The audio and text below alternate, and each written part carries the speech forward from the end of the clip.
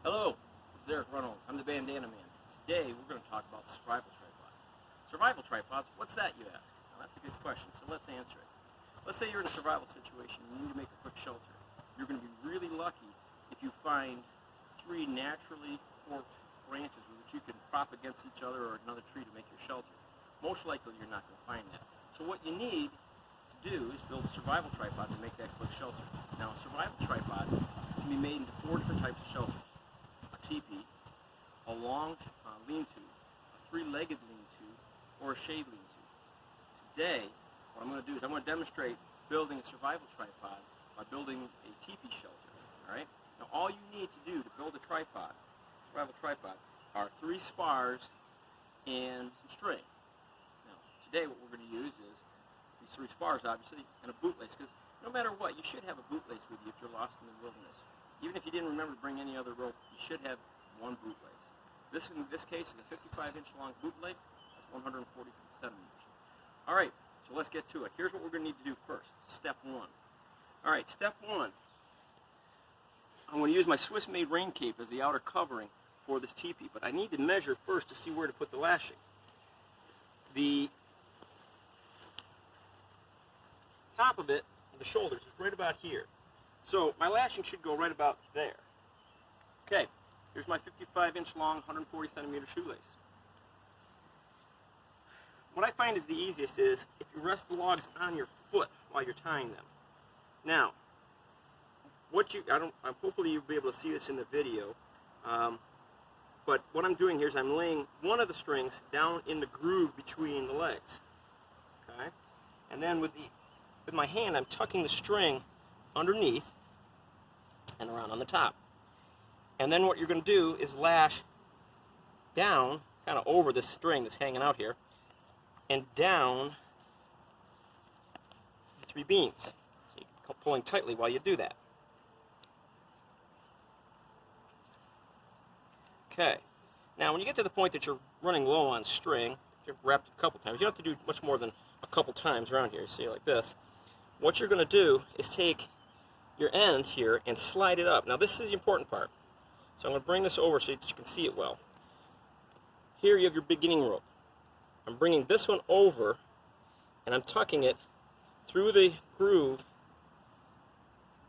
and up like this. So it kind of makes a square right there. See? And then if you pull it tight, you can now make a square knot. So right over left, left over right. Okay. Now, that's your square knot. You're lashing this together.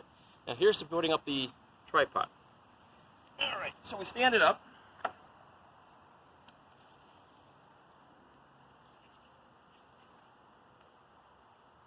Remember, I'm doing a teepee style tripod. So I've got to set up like this.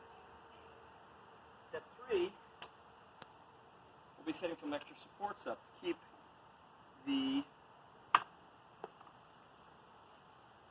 poncho, the rain cape, from collapsing inwards. You can use as many as you'd like. I grabbed 3. Okay.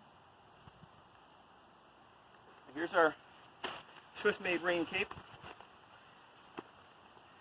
And it has a drawstring around the neck, which in this particular case is perfect for tying it around the lashing portion of your lean-to. Or teepee, as the case is. Then what you do is stretch the lean-to out and around using some nice smooth rocks to help hold it down.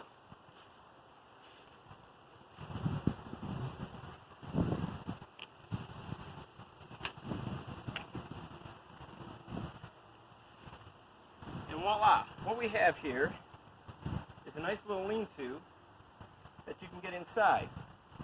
And you can wait out a storm or spend the night in the shelter with it. I might actually do this, give myself a little more room.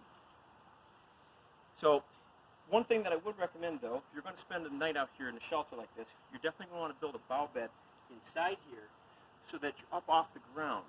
Because the ground is going to be damp, the ground is going to be wet, and you can very easily lead to hypothermia. But what you can do is you can tuck yourself in under here, keep yourself nice and dry, and if you had a fire built in front of this, the heat would reflect into here, and you'd be able to stay fairly warm. Now, there's not a lot of room in a rain cape, but you could make a larger shelter if you wanted. But in either case, this is going to keep you out of the rain, going to keep you fairly dry, and with a fire in front of you, fairly warm. So, what I'd like to do now is thank my ever-patient cameraman for filming this. Also, I'd like to say, if you like my videos or you like the articles in my blog, subscribe. Let me know that you like them. Tell your friends about them. Ask them to subscribe. All those good things. I'd really appreciate it. And, in the meantime, happy trails.